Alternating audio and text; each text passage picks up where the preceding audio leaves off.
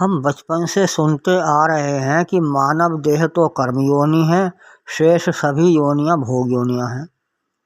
जब इस विषय पर कुछ लोगों से तर्क किया गया तो उन्होंने माना कि मानव देह कर्म योगी व भोग योनि दोनों ही है, किंतु अन्य योनियां केवल भोग योनियां हैं।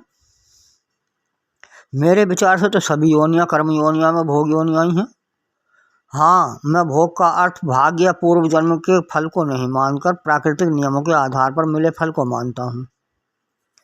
रही बात मानव योनि की, तो हमने पढ़ा है कि कई सौ वर्ष पहले तक आज के यूरोप जैसे सभ्य व उन्नत देशों में भी गुलामी की प्रथा थी। वहाँ पशुओं की भांति गुलामों को बेचा व खरीदा जाता था। क्या ये उन लोग गुलामों की कर्म योनि थी? आज भी भारत सहित विश्व के अनेक भागों में बंधुआ मजदूर हैं और उन्हें सीमित भोजन देकर उनसे पूरे दिन काम कराया जाता है। क्या यह उन मजदूरों की कर्म योनि है? विश्व के कई संप्रदायों में बहुत बड़ी संख्या में महिलाओं को आज भी पुरुष के समान दर्जा नहीं दिया जाता, उन्हें वस्तु की तरह माना जाता है। क्या यह उन महिलाओं की कर्म योनि है? नहीं, ये सभी परतंत्र लोग बिना किसी बुरा काम किए सजा भुगत रहे हैं। यदि यह भी कहें तो कोई अतिशयोक्ति नहीं होगी कि वे अच्छे कर्मों का भी बुरा फल पा रहे हैं। अब करते हैं पशु योनि की बात, अर्थात भोग योनि की बात, जिसमें पशुओं के साथ साथ कीट पतंगे आदि भी आ जाते हैं, पक्षी भी आ जाते हैं। कहा जाता है कि मानव योनि में किए गए बुरे कर्मों के कारण अगली बार भोग योनि अर्थात पशु आदि की योनि मिलती है। आपने देखा होगा कि रईसों के कुत्ते भी प्रतिदिन साबुन से नहाते हैं। उनके लिए अलग से नौकर चाकर लगे हुए हैं। उन नौकरों से भी अच्छा भोजन उन कुत्तों को दिया जाता है। शेर, भेड़िए आदि हिंसक पशुओं को भोजन हिंसा द्वारा ही प्राप्त होता है और वे मस्त रहते हैं। सिंह को कोई भय नहीं होता।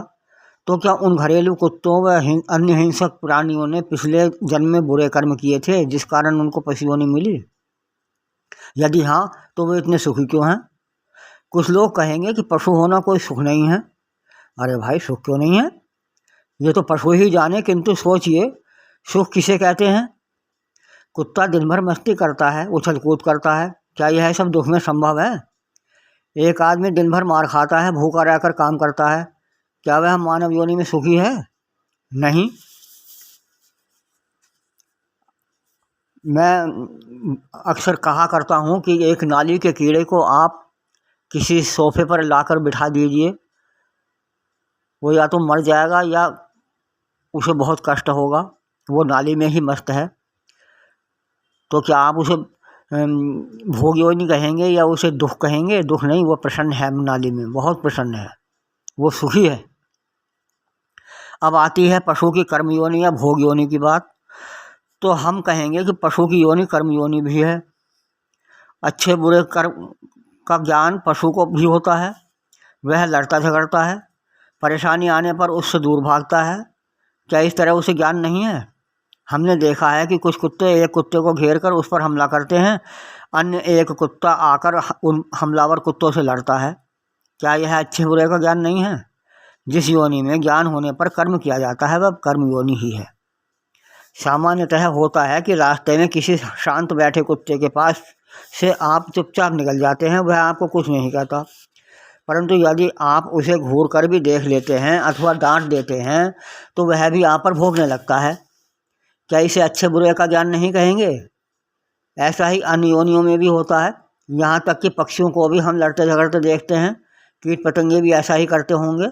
हम आदमी उनके कार्यों को पहचान नहीं पाते क्योंकि वे सूक्ष्म हैं।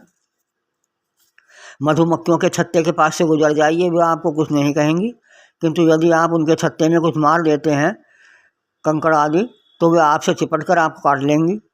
क्या इससे यह नहीं निश्चित हो जाता कि उन्हें अच्छे बुरे का ज्ञान है? तब क्या इसे कर्म योनि नहीं कहेंगे?